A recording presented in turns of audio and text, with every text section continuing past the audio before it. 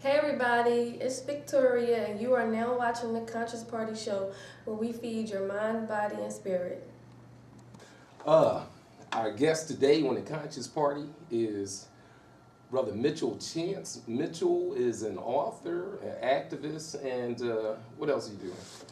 I'm just a builder of black communities, in particular African American men, the most disenfranchised group that a lot of people have given up on. A lot of times I hear, you should focus on the youth because the men are lost and there's no change in them. And I think Frederick Douglass said it's easier to raise up young boys than to fix broken men. Okay. But I decided that I'm going to tackle on the broken men. Okay. So, what's one of the strategies that you try to put into play to help? Well, one of the things I believe in is exposing people to more than they've already been exposed to. Mm-hmm.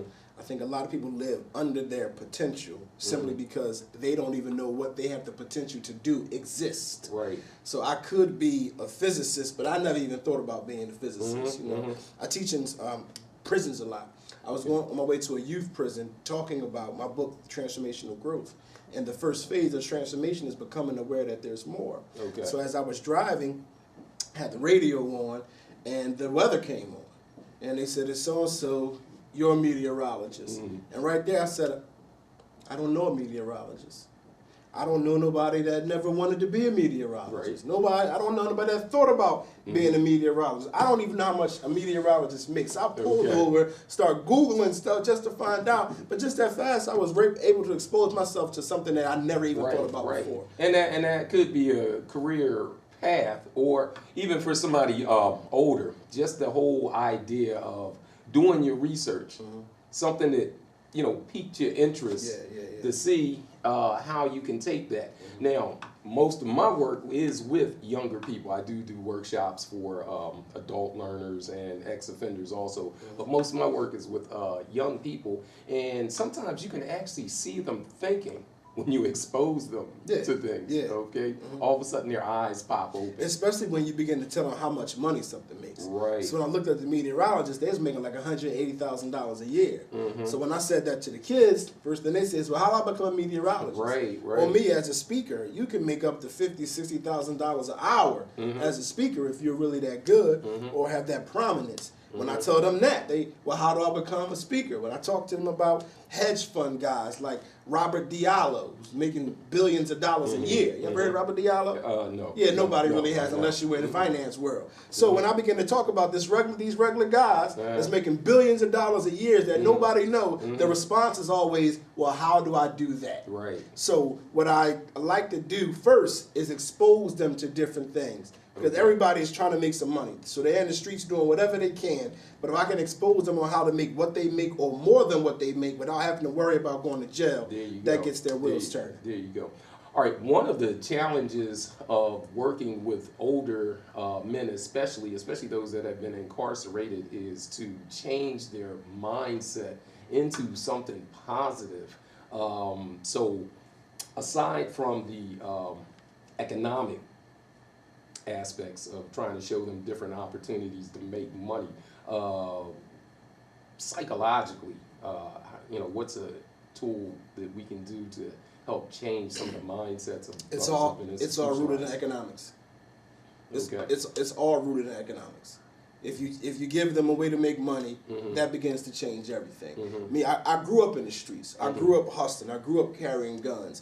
And one thing I always noticed in the streets is the higher guys got in the streets, the more money they made, the less trouble they wanted. Right. So it could have been guys who were shooters, but once they start seeing $100,000, $200,000, even those guys still in the streets, still selling drugs, but they don't want no violence no more. They don't want to shoot nobody no more because they're living good now. Right. You want to enjoy life. So it still goes back to economics. Okay. It still goes back to economics. Are there some things we need to change psychologically? Yeah, but I can't say you can't. It's harder to change psychologically if I don't first change my conditions. Right. Because to think that I can just change my psyche would suggest that the problem was just me and not my condition. When the fact of the matter is the condition created my psyche. Okay. So in order for me to change that psyche, I got to change that condition. All right. Now, when we talk about psyche conditioning, once again, I'm gonna bring it back to the youth, okay? Because like I said, you're doing the really harder work. I love hip hop. When I was a DJ early back in the 80s, let me date myself, okay? People used to call the radio station when I played rap songs, yo man, what the heck you doing? Cut that mess off, okay? Now rap is the culture. Many artists, I'll say this, when they come out, they're speaking about their life, true to what they said, had no money in their pocket when they wrote these rhymes.